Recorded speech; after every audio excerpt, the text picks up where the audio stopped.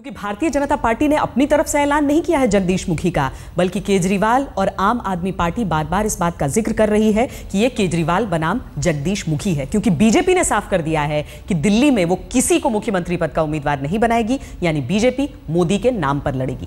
लेकिन मोदी के नाम से शायद आम आदमी पार्टी को डर लगता है, इसलिए उसके नेता बार बार दिल्ली बीजेपी की किसी नेता को सामने करके अपनी लड़ाई को धार देना चाहते हैं।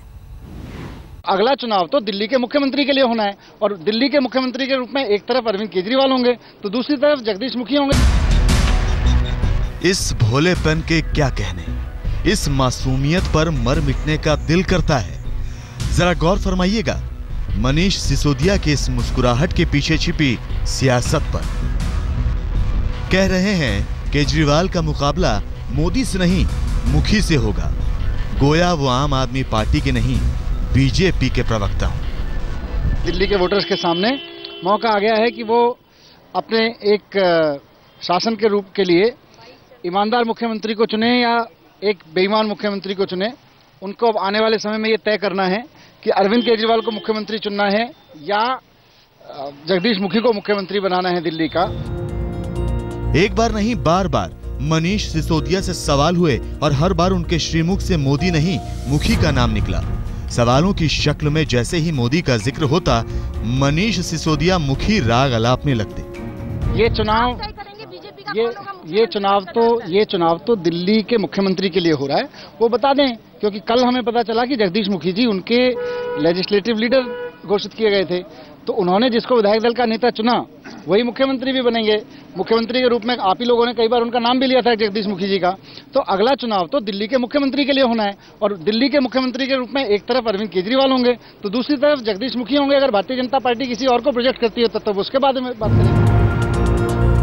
तो सवाल अब यही है कि क्या दिल्ली की उम्मीदों के नायक केजरीवाल को 56 इंच सीने वाले नरेंद्र मोदी से दो हाथ करने में डर लगने लगा है?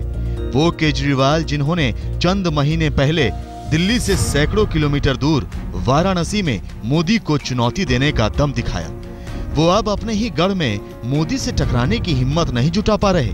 शायद माजरा कुछ ऐसा ही है। Kejriwal and company Modi factor से सांसद में है तो बीजेपी एक बार फिर मोदी लहर के भरोसे।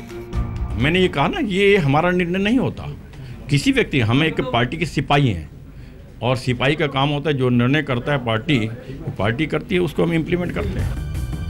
कितनी दिलचस्प बात है, ये वही जगदीश मुखी हैं जो दिल्ली में बीजेपी सरकार की संभावनाओं को सबसे ज्यादा हवा देते रहे और खुद मुख्यमंत्री पद के दावेदार भी थे।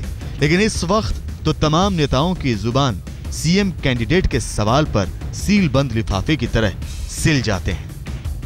पार्टी एक सामूहिक नेतृत्व के साथ चुनाव लड़ती है और जब विधायक जो तय करते हैं, जो प्रक्रिया है उसमें चीज़ों के बारे में निर्णय होते हैं, तो इसलिए इसमें कोई, मुझे लगता है कि पार्टी का ये एक निर्णय है और पार्टी इसको लेकर के आगे चलेगी। बीजेपी मोदी के नाम पर रणभूमि में उतर रही है। अगर जीती तो दिल्ली को भी कोई खट्टर या फडणवीस मिल जाएगा। कपिल शर्मा के साथ अमिताभ सिन्हा, दिल्ली आज तक।